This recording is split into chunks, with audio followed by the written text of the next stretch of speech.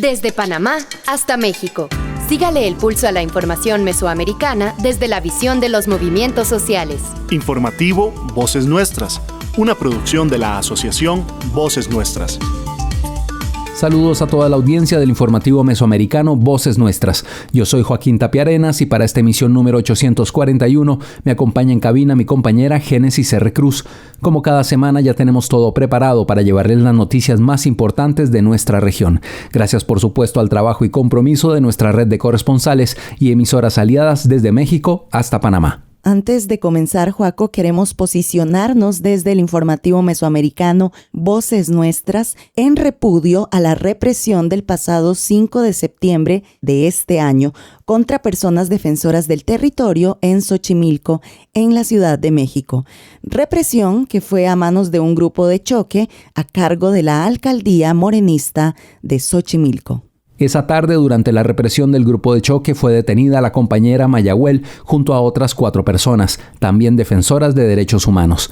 Mayagüel es una compañera originaria de Xochimilco, comunicadora comunitaria, que aporta al proyecto Radio Zapote y que ha sido corresponsal de este informativo mesoamericano. También durante esta repudiable jornada de represión, nuestra compañera y corresponsal Neri Chávez resultó lesionada por un sujeto que integraba a los 40 matones que cobardemente golpearon a hombres, mujeres, personas adultas mayores, infancias, jóvenes y periodistas. Comunicar las realidades comunitarias no puede ser considerado una amenaza para justificar el abatir, reprimir e incluso asesinar. La defensa del territorio no puede ser criminalizada ni judicializada. Enviamos un fuerte abrazo solidario para Mayagüel, para Hortensia Telésforo, compañera previamente judicializada de las personas detenidas en Xochimilco, y las alrededor de 22 personas fuertemente agredidas por el Cuerpo de Granaderos de la Ciudad de México en la alcaldía de Tlalpan.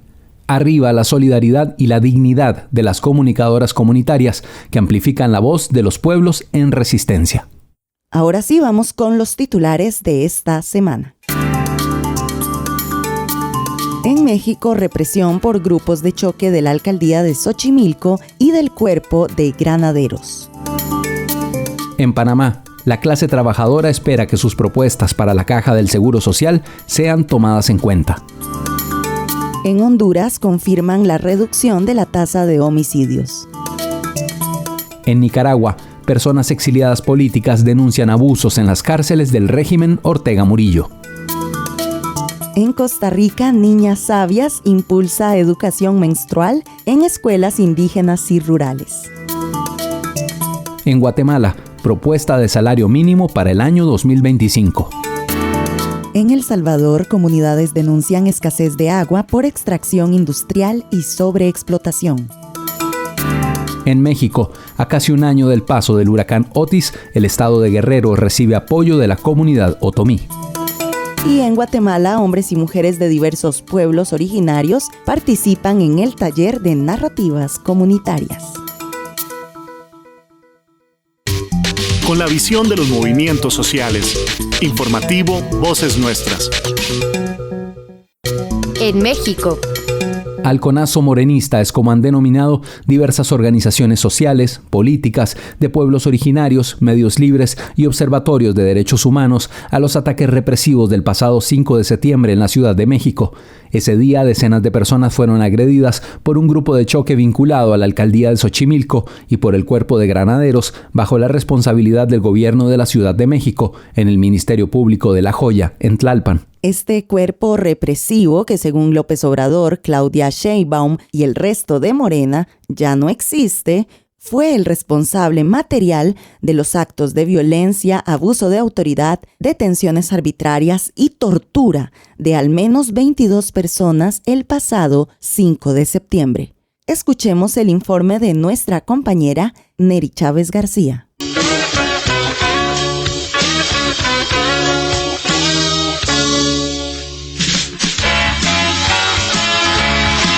Esta historia del halconazo morenista se remonta a la represión y la guerra sucia que vivieron estudiantes, organizaciones políticas y movimientos que se manifestaban contra los gobiernos represivos del Partido Revolucionario Institucional PRI en la década de los 60, 70 y 80. Propiamente el halconazo fue el 10 de junio de 1971, día en el que se volvió a manifestar el movimiento estudiantil después de la masacre del 68, y que fue fuertemente reprimido, esta vez por militares vestidos de civil. Ya más recientemente, la represión del pasado del 5 de septiembre, es decir, la semana pasada, también se debe a una historia más larga que incluso nos remonta a la violencia y a todo el saqueo que existe y a los que han sobrevivido los pueblos originarios desde la conquista, pero particularmente durante el sexenio de Morena, encabezado por Andrés Manuel López Obrador y por la jefa de gobierno en la Ciudad de México, Claudia Sheinbaum. El pueblo de San Gregorio de Atlapulco y otros pueblos de Xochimilco se han organizado contra diferentes proyectos que les afectan directamente. Uno de ellos, por ejemplo, fue un puente vehicular que fue construido sobre un humedal, muy propio de una jefa de gobierno ambientalista, como se nombra la próxima presidenta de México. También nos remonta al 2 de diciembre del 2022. Ese día, el pueblo de San Gregorio Atlapulco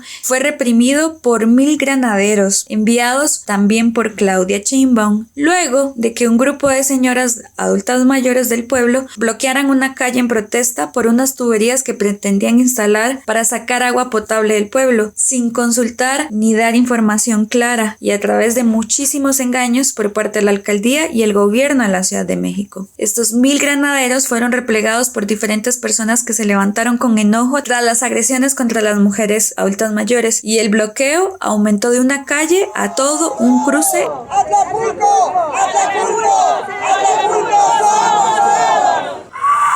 El bloqueo en el cruce abrió un canal de comunicación entre las personas del pueblo de San Gregorio Atlapulco, propiamente la Asamblea General Permanente del pueblo de San Gregorio Atlapulco, con el gobierno de la Ciudad de México. Martí Batres, quien hoy es jefe de gobierno de la Ciudad de México, se comprometió a cancelar la obra acuífera y también prometió devolver al pueblo de Atlapulco un recinto que se encuentra en el Cerro de Moyotepec y que funcionaba como biblioteca comunitaria. Esa biblioteca había sido cerrada por la alcaldía de Xochimilco luego de los sismos de 2017 para reparar los daños, pero la alcaldía de Xochimilco nunca devolvió la biblioteca. Al contrario, vecinos y vecinas de la biblioteca denuncian que durante la pandemia, cuando todos estaban encerrados y encerradas, la alcaldía hacía fiestas privadas y obviamente no invitaba a nadie del pueblo. Como si esto fuera poco, unos días antes de Día de Muertos, una festividad muy importante en México, la Asamblea General Permanente del pueblo de San Gregorio Atlapulco recibió información de que la biblioteca en el Moyotepec ahora era una casa de la ciencia y que iba a formar parte de un corredor turístico de la alcaldía de Xochimilco. Ante ello, la organización, la Asamblea General Permanente del pueblo de San Gregorio Atlapulco, decidió recuperar el espacio y se mantuvo en un plantón en las afueras de la biblioteca para evitar el paso de los turibuses. Un mes después, en el marco del primer aniversario de la represión del 2 de diciembre, la biblioteca abrió sus puertas nuevamente. Y a partir de ese momento inició la construcción de lo que hoy es la Casa del Pueblo Tlamachtiloyan de Atlapulco. No queremos que el gobierno nos quite lo que nos pertenece. ¿Por qué? Porque es nuestro, es del pueblo. Y más que nada estamos en una lucha pues que es buena porque es para las niñas, no para nosotros. Nosotros ya vamos saliendo. ¿Qué podemos pelear nosotros? O un uso personal, pues tampoco. Entonces hemos estado peleando cosas que sean favorables o sean para nuestras necesidades del pueblo, es lo que nosotros queremos. Como represalia, la alcaldía de Xochimilco denunció a la compañera Hortensia Telésforo, una integrante de la Asamblea General Permanente de Atlapulco, por despojo y robo, judicializando a la compañera y la lucha de Atlapulco. Por esto, la Permanente de Atlapulco convocó una manifestación el 5 de septiembre en las afueras del Reclusorio Sur. Ese día se concentraron diferentes organizaciones de la ciudad y Xochimilco, la Asamblea Permanente, organizaciones solidarias y medios libres. La diligencia judicial finalmente no se pudo llevar a cabo porque también para paralelo a todo esto, trabajadores y trabajadoras del Poder Judicial se encontraban en huelga por la reforma judicial promovida por Morena, por lo que el contingente de manifestantes decide trasladarse a las afueras de la alcaldía de Xochimilco, pues esta institución la que abrió la carpeta de investigación judicial contra la compañera Hortensia Telesforo, y es en las afueras de la alcaldía donde inició la represión brutal. Luego de una hora de estar concentrados y concentradas en la explanada frente a la alcaldía, el grupo de manifestantes fue atacado por un grupo de choque conformado por alrededor de 40 golpeadores, y los 20 policías que se encontraban en el lugar y que tenían un cordón frente a las puertas de la alcaldía se retiraron tan pronto entraron los golpeadores. La agresión no tuvo discriminación entre mujeres, infancias y adultas mayores. Varios compañeros fueron brutalmente golpeados en su cara, torso, cabeza, para lo que necesitaron atención médica. Un grupo de 5 personas fue perseguida en el centro de Xochimilco por un grupo de golpeadores hasta que fueron entregados a la policía. Entre ellos se encontraba una mujer comunicadora comunitaria de Xochimilco, integrante de Radio Zapote, una mujer joven de la comunidad otomí residente en la Ciudad de México, 2 estudiantes del colectivo de Conciencia y Libertad de la UNAM y un compañero que pertenece a la Coordinadora Metropolitana Anticapitalista y Antipatriarcal.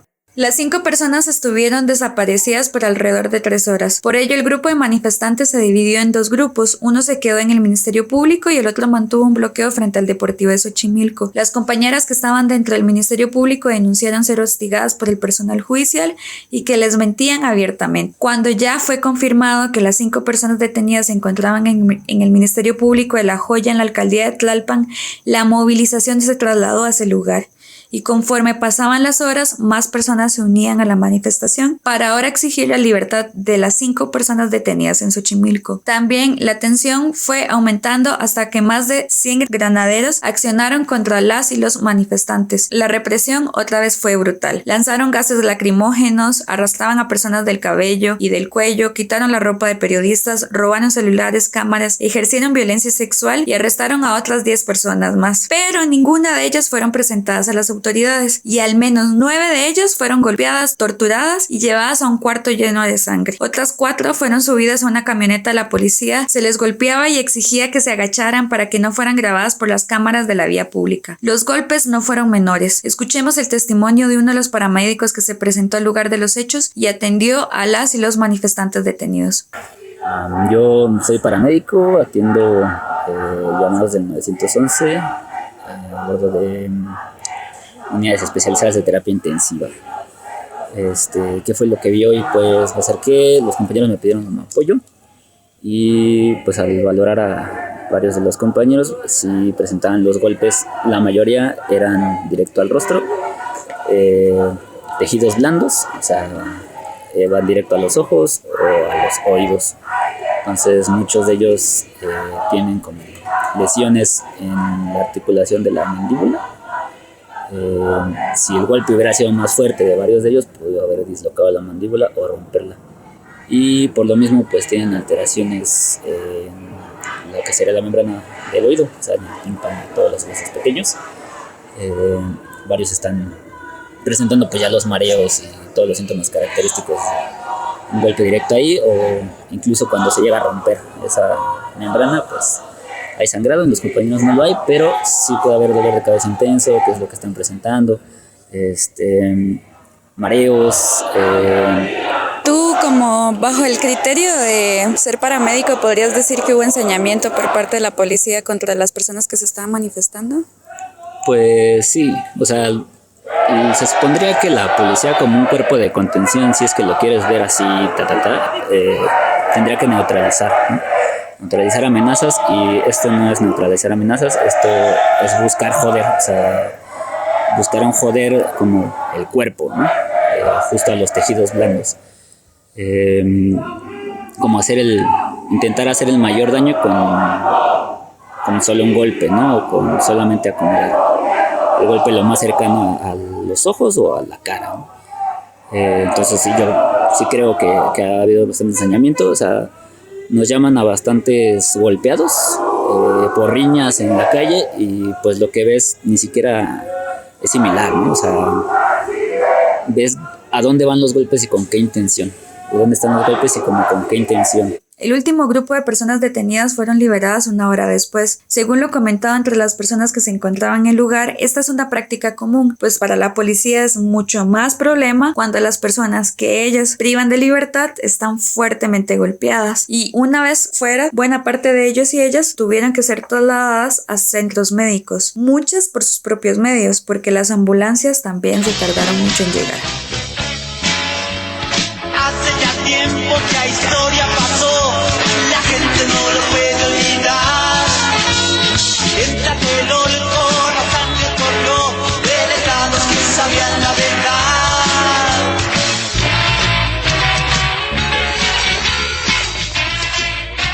La situación es por mucho grave. Ya va a ser una semana desde el día de los hechos y en Xochimilco los funcionarios responsables de las agresiones y el grupo de golpeadores siguen trabajando sin mayor problema.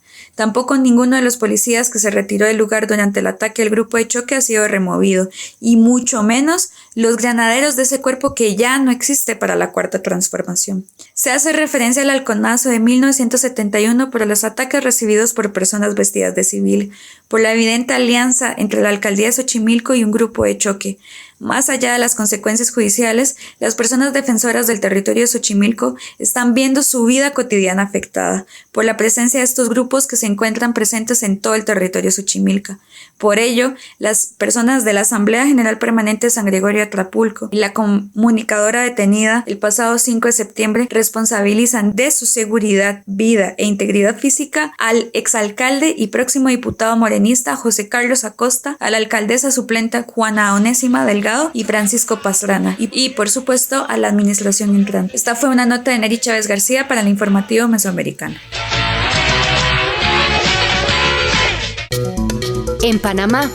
La clase trabajadora panameña espera que sus propuestas para la Caja del Seguro Social sean escuchadas tras la llegada del gobierno de José Raúl Mulino, quien ha mostrado su inclinación hacia la empresa privada.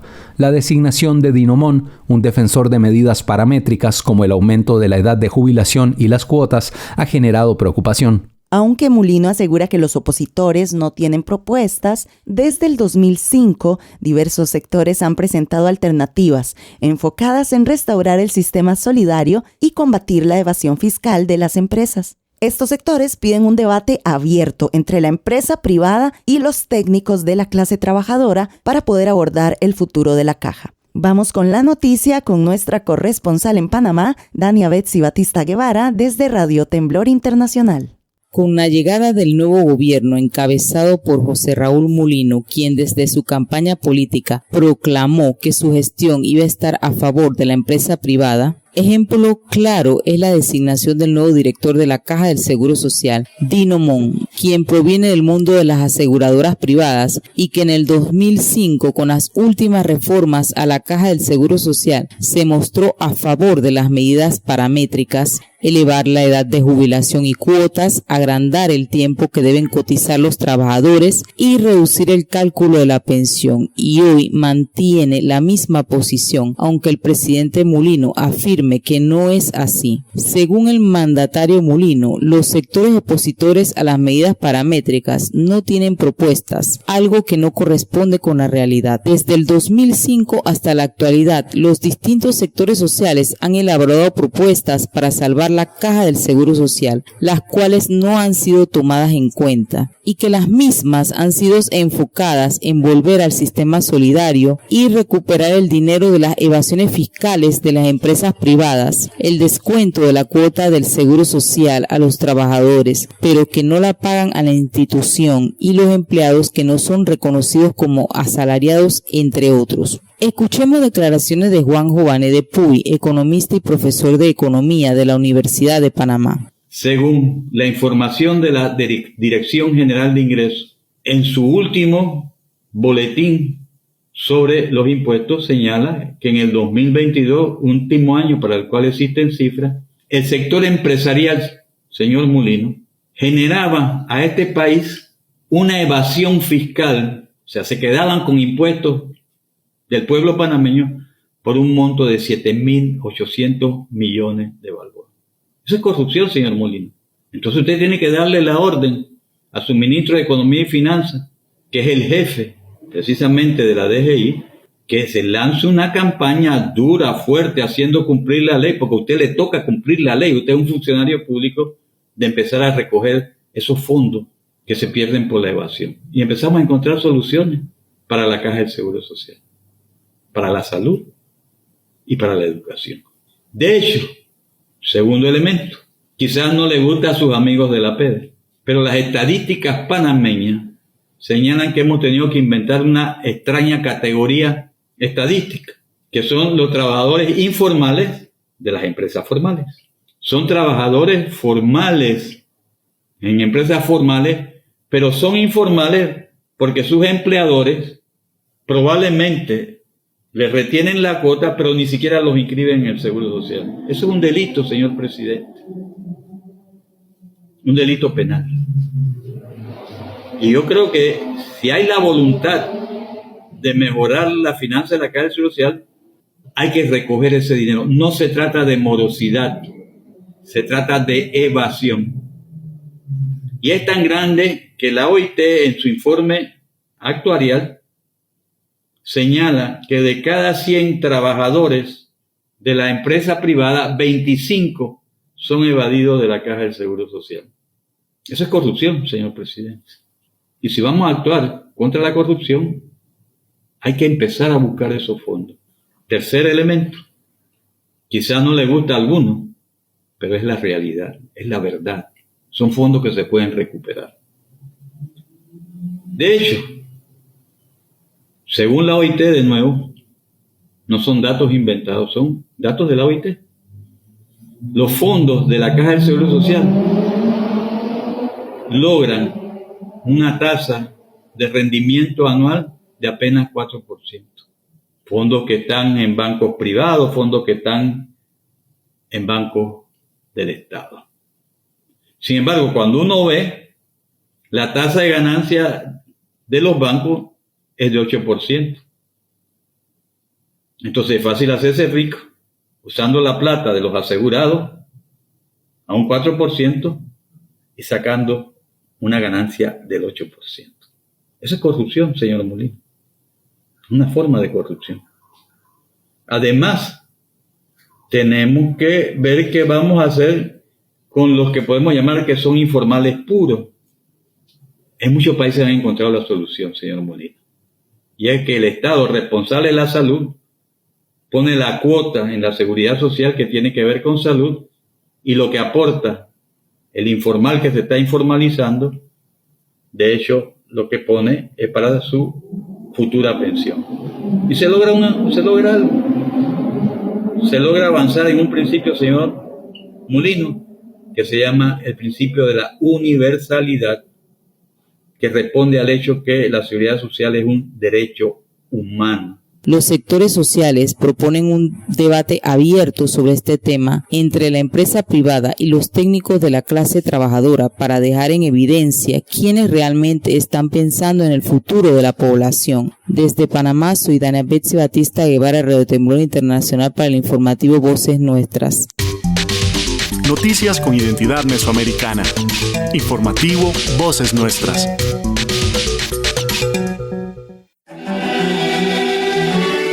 Es tan importante que las mujeres podamos decidir sobre nuestras vidas, nuestro cuerpo que nos pertenece. Es un derecho el acceso a tener buena información científica, información veraz, porque así podemos tomar decisiones bien informadas sobre nuestra salud, sobre nuestro bienestar. Les invito a visitar las redes sociales de la Colectiva por el Derecho a Decidir y compartir la campaña Prevención sin Prejuicios sobre la anticoncepción oral de emergencia. Prevención sin Prejuicios. Un mensaje de la Colectiva por el Derecho a Decidir. De la gracia de estar viva. En Honduras. Un reciente informe del Observatorio de la Violencia de la Universidad Nacional Autónoma de Honduras destaca que según las proyecciones basadas en el análisis de muertes violentas, la tasa de homicidios registrará una reducción promedio del 8% para este 2024. Nos informa Pablo Martínez desde Radio Progreso en Honduras. Según cifras emitidas por el Observatorio de la Violencia de la Máxima Casa de Estudios, en el año 2023 se cerró con una tasa de homicidios de 34.5 por cada 100.000 habitantes. Y es que según las proyecciones de esos datos recopilados, hasta la fecha en este 2024 podría cerrar con aproximadamente un 26%. El secretario de Seguridad, Gustavo Sánchez, explicó que dicha información refleja la efectividad de las estrategias implementadas, entre las cuales destaca el incremento de 16.000 elementos policiales a más de 21.000. Esta cifra y el rol que hace el Observatorio de la Violencia es muy importante, porque a partir de hoy, del 2023, no se va a decir que son los datos de la policía, son los datos del observatorio. Igualmente, hoy el observatorio acaba de decir lo que nosotros hemos dicho, que vamos a bajar 8 puntos, la proyección son 26.5 para este año. El año pasado finalizó con 34 en la tasa de homicidio, lo que nosotros presentamos. Obviamente, esto nos muestra que vamos por un buen camino, pero sabemos que tenemos que darle sostenibilidad a todas las medidas, como se... Migdonia Ayestas, directora del observatorio, resaltó que pese a que se ha reducido el número de homicidios entre el año 2022, 2023 y ahora 2024, no es menos cierto que las cifras de muertes violentas contra mujeres o feminicidios vaya en incremento, lo que orienta a la falta de prevención y efectividad por parte de las autoridades, particularmente por las conductas machistas de la sociedad hondureña. Que establecía la violencia contra las mujeres y los femicidios se volvió un problema recurrente. Esta estrategia de reducción redujo en hombres y no en mujeres, aumentó más o menos el 24.5% la violencia contra las mujeres, porque pasamos de una tasa de un número de homicidios de 330 a 411 el año 2023. Y este año ya vamos con más o menos 174 las víctimas. Entre otros datos emitidos en el boletín se resalta que 2.007 personas fueron víctimas de eventos de accidente de tránsito en el año 2023, un aumento de un 6.7% en comparación con el año 2022. Dichos hechos ocurrieron en su mayoría durante los fines de semana. Además, la Dirección de Medicina Forense realizó más de 14.000 evaluaciones. De eso, el 49% fue por lesiones personales. Las mujeres agredidas y menores maltratados acumularon un 16% y 3% respectivamente. Y las atenciones por delitos sexuales alcanzaron un 12%. Pese a la reducción de la tasa de homicidios, aún hay elementos preocupantes que deben atenderse porque son un flagelo latente que afecta a la ciudadanía hondureña. Les informó Pablo Martínez. En Nicaragua, una pareja de excarcelados políticos narró desde Guatemala la violencia y discriminación que sufrieron en las cárceles de Nicaragua. Elvis y Rubén, dos jóvenes nicaragüenses, fueron detenidos el 23 de diciembre del 2023 por distribuir papeletas exigiendo la liberación de presos políticos, aunque luego fueron acusados de delitos comunes. Durante sus 9 meses de encarcelamiento, enfrentaron hambre, enfermedades y violencia, denunció la pareja. Elvis y Rubén forman parte de las 135 personas presas políticas que fueron liberadas y expulsadas a Guatemala la semana pasada tras gestiones diplomáticas de los gobiernos de Estados Unidos y Guatemala. Sin embargo, el régimen de Ortega no se conformó con expulsar a los presos políticos. Esta semana, la Corte Suprema de Justicia, subordinada por supuesto al régimen, decidió quitarles la nacionalidad y confiscar sus bienes en Nicaragua. Esta medida ha generado preocupación entre los excarcelados, quienes, aunque algunos no poseen propiedades, temen por la seguridad de sus familias, como señalaron Elvis y Rubén. La verdad que indignante, o sea, nosotros ya sabíamos que cómo trabaja el gobierno de Daniel Ortega, su gabinete es un criminal, sinceramente, o sea, yo temo por la casa de mi mamá realmente, porque yo sinceramente no tengo nada, soy un joven de 21 años, era universitario, confiscaron mi universidad y pues sinceramente no tengo nada, pero temo que por represalias le quiten la casa de habitación a mi madre. De igual manera, como lo acaba de decir Elvis, yo temo por la seguridad de mi familia, ya que quiero comentarle así de manera rápida que a mi mamá, ella era parte del programa Zona Cero y ella le confiscaron ese documento, la cual era el contrato donde ella tenía esa firma donde ella tenía, y pues hasta cierto modo ella se siente insegura, aparte de que le confiscaron ese documento y porque estoy yo aquí exiliado. Instalamos papeletas en el barrio, o sea, exigiendo libertad y una Navidad sin presos políticos y libertad para Monseñor Rolando Álvarez. Y eso nos costó volvernos presos políticos en Nicaragua. Sí. Seguieron a mi homosexualidad. De hecho, en Nicaragua hay demasiada homofobia por parte de la Policía Nacional. Por mis fotos y por mi preferencia sexual me acusaron de distribución de pornografía infantil. O sea, una acusación realmente atrevida y vulgar hacia los homosexuales, y no solo en mi caso, ha pasado con reos políticos que son de la diversidad igualmente. O sea, creo que el gobierno de Nicaragua destina fondos para los presos políticos y la comida era terrible. Los comentarios de algunos custodias que teníamos eran discriminatorios realmente cuando nos miraban a Rubén y a mí. La comida era pésima, el agua al punto de que me dio infección en la garganta y casi me muero, y no tenía atención médica. Los organismos de derechos humanos nicaragüenses en el exilio condenaron nuevamente estos abusos, señalando que además de quitarles la nacionalidad, el gobierno de Ortega les ha despojado de sus bienes, que incluyen en su mayoría casas, vehículos o terrenos. El colectivo de derechos humanos Nicaragua Nunca Más calificó estas acciones como parte de los crímenes de lesa humanidad cometidos por el régimen de Ortega. Nos unen nuestros territorios, nuestras historias, nuestras culturas. Informativo Mesoamericano, Voces Nuestras. Primera mujer costarricense en competir en los Juegos Olímpicos.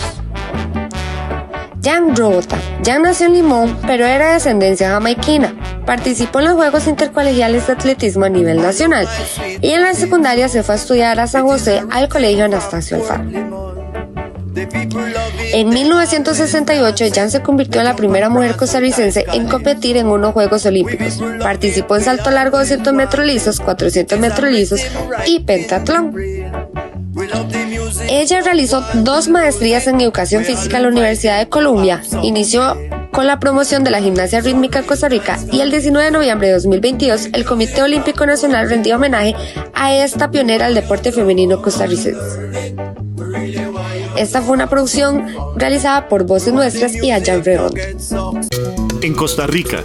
En Costa Rica ya están en marcha los talleres de Niñas Sabias, módulos educativos sobre salud menstrual dirigidos a niñas en territorios indígenas y rurales. Esta importante iniciativa, respaldada por Niñas Sabias México, Voces Nuestras y el Fondo de Mujeres del Sur, beneficiará a 300 niñas costarricenses durante este 2024. Los talleres buscan promover el autoconocimiento y el cuidado personal, especialmente en comunidades donde el acceso a este tipo de información es limitado.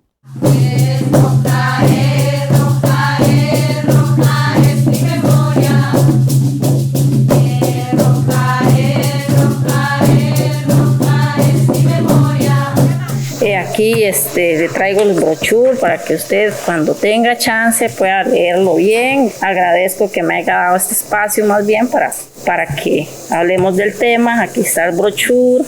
Una consultita, Lilian, ¿quién la respalda? ¿Quién la respalda?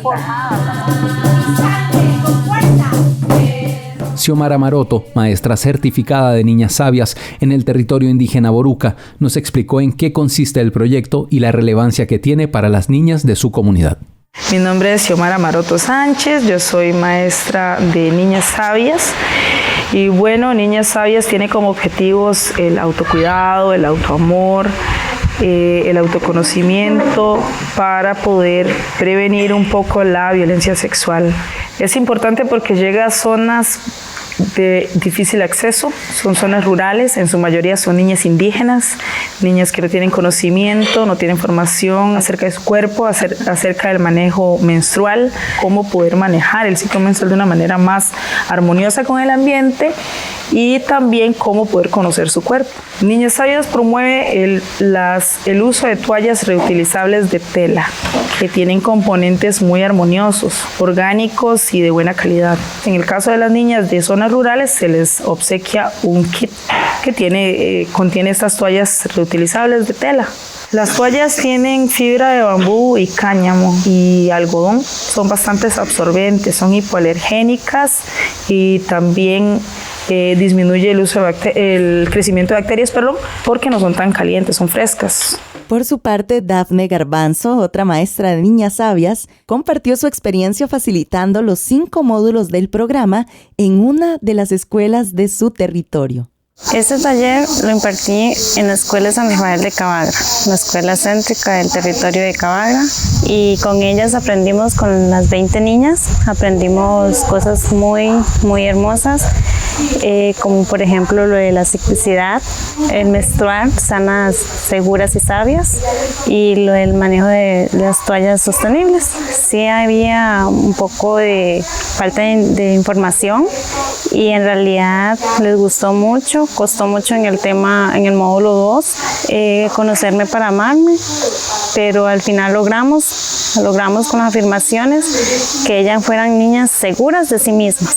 Este taller único, o sea, es algo que uno aprende porque en realidad, lástima que en aquel tiempo a mí nunca me enseñaron de este taller, de esta metodología, y de ahora poder enseñárselas a ellas es algo genial. Sí es importante que los papás le den el permiso a las niñas de participar en este taller, porque ellas pueden conocer muchos temas que a veces quedan como un tabú en las casas o en sus hogares, en parte en la comunidad, que le cuesta mucho comunicárselos a las niñas, y sí es bueno como tal vez no está esa confianza entre los papás o la persona responsable hacia las niñas, pero sí es bueno como que alguien más llegue y le diga cómo es cada ciclo, desde que menstruas hasta el último día de su menstruación.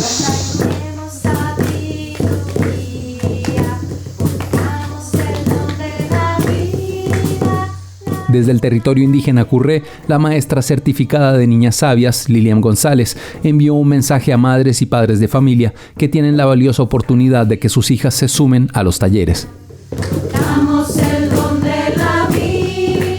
Lo que yo le diría a los padres y madres es que se dejen ayudar, porque se sabe que es un tema muy difícil de evacuar a las niñas. O sea, nos cuesta mucho como padres de familia acercarnos a ellas y hablarle con la verdad. Entonces, de que se dejen ayudar, porque este programa eso es lo que hace, ayudarle al padre de familia a que el desarrollo de su hija sea bueno, sano y seguro, porque llevan un aprendizaje las niñas que no se lleva en las casas y ni tampoco en los centros educativos. Ellos no tienen un programa como el que lleva Niñas Sabias, que es sobre todo es amar su cuerpo, conocerse y respetarse.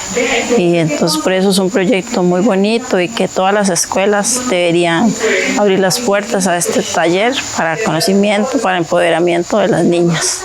Ania Lorena Leiva Cedeño es directora de la Escuela Indígena de Curré, una de las primeras en implementar el programa Niñas Sabias. Ella destacó que este taller representa una oportunidad única, tanto para las escuelas como para las niñas. Sé que hay familias que todavía tienen esas creencias de que esos temas son prohibidos y por lo tanto las niñas a veces la información la obtienen de otros medios y no de buena manera, ¿verdad? Entonces me parece que es muy importante este tipo de talleres. Espero que las niñas hayan aprovechado el taller. Espero que ellas tengan su vida de adolescente de una manera muy natural, que se sepan cuidar y proteger, quererse. Xiomara Maroto nos compartió un mensaje final sobre la importancia de continuar apoyando estas iniciativas en los territorios.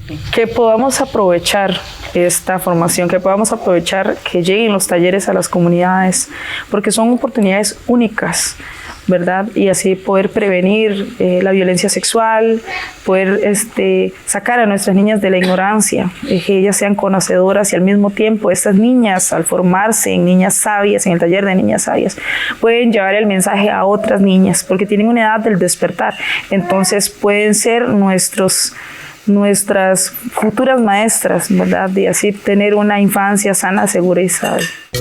En Guatemala, Los sindicatos autónomos y sindicatos globales de Guatemala proponen y exigen un ajuste al salario mínimo, acorde con el costo de la canasta básica ampliada y la canasta ampliada, para la población económica activa de la República de Guatemala. En su comunicado de prensa comentaron que alrededor de 7 millones de trabajadores que componen la población económicamente activa reciben salarios de hambre por debajo del mínimo legal vigente. Muchas empresas, especialmente en los sectores del comercio, agrícola y servicios tercerizados subcontratados, incumplen con el pago de estos salarios. Tampoco se pagan las prestaciones legales establecidas, como aguinaldo, bono 14, bonificación, incentivos, vacaciones, entre otros, ni las contribuciones al IGSS. El Ministerio de Trabajo no realiza las inspecciones necesarias ni sanciona a quienes incumplen estas obligaciones. Los sindicalistas presentan un análisis de la situación laboral y salarial en Guatemala. La nota con el corresponsal Herbert Reyes. Se fue a trabajar. Cuando llegó al lugar, le pidió a su patrón que le aumentara el jornal. En la lectura de su comunicado, los sindicalistas especificaron que con carácter de urgencia nacional se nivelen los salarios de toda la clase trabajadora del país y B, que el salario mínimo a partir del 1 de enero del 2025, para dar cumplimiento al artículo 4 de la Constitución Política de la República de Guatemala, sea el siguiente ajuste salarial para poder acceder como mínimo al costo de la canasta ampliada a nivel nacional. Es decir, estamos demandando y exigiendo un incremento salarial único para todas y todos los trabajadores de Guatemala. Desayunó y se fue a trabajar. Y por lógica, el sector empresarial siempre ha tenido sus propuestas de cero. Ahora hicieron, digamos, propuestas de un porcentaje mínimo, pero no refleja una verdadera realidad económica para la clase trabajadora, porque realmente todos sabemos de que el costo de muchas cosas como el transporte, las horas que tienen que levantarse, pagar taxis, cuánto tiene un costo, 10 quetzales a la gente, y realmente la economía, nos dicen ellos, hay que reactivarla, pero la economía de los empresarios ha estado reactivada. Ustedes pueden ver las grandes construcciones, los grandes edificios que hacen, mientras que la economía de la clase trabajadora y su familia está en una verdadera crisis. Por eso que creemos de que en esta etapa de las comisiones no hay una etapa de decir vamos a negociar. La propuesta está ahí de los empresarios y la nuestra. Luis Fuentes, del Instituto de Estudios del Trabajo de Guatemala, INET, analiza algunos datos específicos del sector laboral. Buenos días, mi nombre es Luis Fuentes, soy integrante del Instituto de Estudios del Trabajo de Guatemala, INET. ¿En qué condiciones laborales se encuentran la mayoría de guatemaltecos en este momento? Bueno, la población económicamente activa, según datos del Instituto Nacional de Estadística, es de 7.3 millones de guatemaltecos, y dado esos datos del Instituto Nacional de Estadística, alrededor del 69% de la población guatemalteca se encuentra entre pobreza y pobreza extrema, lo que quiere decir que estamos en una situación deplorable. Desde el año 2020, momento de la pandemia, a la fecha, ¿cómo ha afectado el alza del precio de la canasta básica a los trabajadores agrícolas y de la economía informal? El uso de servicios públicos para movilizarse a sus puestos de trabajo, por ejemplo. Bueno, ciertamente en el 2020 el gobierno de ese entonces con toda pompa señaló que el país no había tenido mayor afectación con la pandemia. A pesar de esa situación que vivieron los trabajadores, especialmente de la economía informal y trabajadores agrícolas en general, de estas limitaciones que se tuvieron y de incremento de precios que hubo. El crecimiento económico del país, según datos, superó el 5%, normalmente es entre el 3 y el 4% de crecimiento del Producto Interno Bruto a nivel del país. Y en ese entonces subió a más del 5%, porque la clase empresarial, el sector empresarial, pues no sufrió ninguna afectación de eso. Se incrementaron los precios y eso les benefició a ellos. Desde esa época para acá, Muchos precios, por ejemplo, del transporte continúan siendo elevados. En este año, por ejemplo, debido a lo copioso de las lluvias y debido a que entró un nuevo gobierno y hubo una estrategia de esos sectores conservadores, los precios de los productos de la canasta básica se dispararon enormemente y han bajado un poco, pero no a los precios que habían a inicios de año, por ejemplo. Entonces la situación se ha precarizado más para la mayoría de trabajadores del país. El Instituto de Estadística ha cambiado en el 2013, 2020 y recientemente en el 2023 la metodología de cálculo del índice de precios al consumidor, que es la base para medir las canastas básicas, la canasta de alimentos y la canasta ampliada. Producto de ello, aparenta que la situación no es grave. Sin embargo, sí es gravísima. El transporte, por ejemplo, mucha gente se tiene que movilizar pagando taxis colectivos debido a la falta de servicio y a lo inseguro del servicio público que hay. Entonces la situación del 2020 para acá se ha agravado enormemente. Ha habido una pérdida enorme del poder adquisitivo de los trabajadores y trabajadoras. La propuesta que acaba de presentar sindicatos autónomos y sindicatos globales de aumentar el salario a 6,000 quetzales mensuales, ¿cómo la califica usted? Bueno, la canasta, debido a esos cambios que han habido en la forma de cálculo por parte del Instituto Nacional de Estadística, aparentemente el salario actual cubre la canasta alimentaria nada más. La canasta vital es superior. La canasta vital supera los 11,000 quetzales, tengo entendido yo. Entonces, la propuesta que están haciendo los sindicatos autónomos y globales en este momento se refiere a un ajuste del salario para poder tener una canasta más o menos o acceso a una canasta más allá de la alimentaria, porque no solo comemos los trabajadores y trabajadoras, también nos calzamos, también usamos transporte, comunicación, servicios de salud, etcétera. Entonces es una propuesta bastante ajustada a la realidad. Sin embargo, la contraparte empresarial siempre ha tenido una propuesta conservadora. En algunos momentos plantearon una reducción al salario mínimo. Entonces no es de extrañar que van a haber posiciones similares a esa y señalamientos de que son peticiones o propuestas desmedidas que van a afectar a la producción y al empresario nacional. Sí, indudablemente que hay desafíos, hay retos importantes que se deben superar.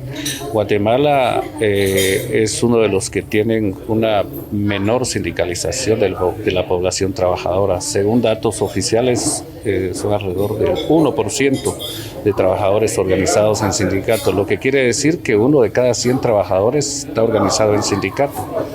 Entonces, por eso algunos sectores, especialmente conservadores, de la derecha conservadora, del sector empresarial y otros grupos descalifican las propuestas del sindicalismo por su baja representatividad. Sin embargo, hay toda una campaña de estigmatización y una campaña violenta en contra del ejercicio de la libertad sindical, que es contra lo que tiene que luchar el sindicalismo guatemalteco. Hacer una propuesta de tal manera que los trabajadores vean como única alternativa para mejorar sus condiciones es organizarse en sindicato y negociar colectivamente de manera bilateral con las empresas, con la parte patronal, mejores condiciones y de esta manera ir creciendo de tal manera que se vuelva más representativo. A pesar de que no es representativo porque solo es el 1% el que está organizado, el sindicalismo guatemalteco se ha caracterizado por ser beligerante. Para Luis Fuentes, la organización sindical es importante para que los trabajadores puedan reclamar, exigir y defender derechos laborales y salariales. Para el informativo mesoamericano Voces Nuestras, reportó desde la ciudad de Guatemala Herbert Reyes. En El Salvador, organizaciones se reunieron ante la preocupación por la extracción industrial de agua, que está reduciendo la disponibilidad del vital líquido en todo el país. Más de 3.000 personas se abastecen del Cerrito de Quetzaltepeque, uno de los reservorios naturales que ha sido afectado por la sobreexplotación durante más de 5 décadas. Las empresas, en defensa de sus intereses, afirman que no han provocado daños ambientales, a pesar de que las pruebas y evidencias demuestran lo contrario. La información nos llega en una nota desde YSUK en El Salvador con nuestro compañero Kevin Muñoz. Diversas organizaciones se reunieron en Quetzaltepeque con el objetivo de luchar por la preservación de los recursos hídricos de la zona de la Libertad Norte y Centro, ya que desde hace años han notado la disminución del agua en el acuífero de San Juan Opico y alrededores, debido a la extracción industrial por parte de empresas. Las comunidades de Quetzaltepeque, San Matías, San Pablo Tacachico, San Juan Opico y Ciudad Arce buscan la construcción de una propuesta de un marco de ordenanza ambiental que proteja el acuífero y otros pozos de la zona. Las directivas de las comunidades y juntas de agua se reunieron con la Mesa Territorial del Foro de Agua y Nayarit Mujeres y Juventudes. La coordinadora general de este último, María Victoria Chávez, dijo que más de 3.000 personas se abastecen del agua del Cerrito de Quetzaltepeque, que en años anteriores fue sobreexplotado. Queremos trabajar en esta ordenanza, ¿verdad?, donde tengan que ver también todas las autoridades locales y centrales para que esto sea aprobado, dado que, como todos han de saber,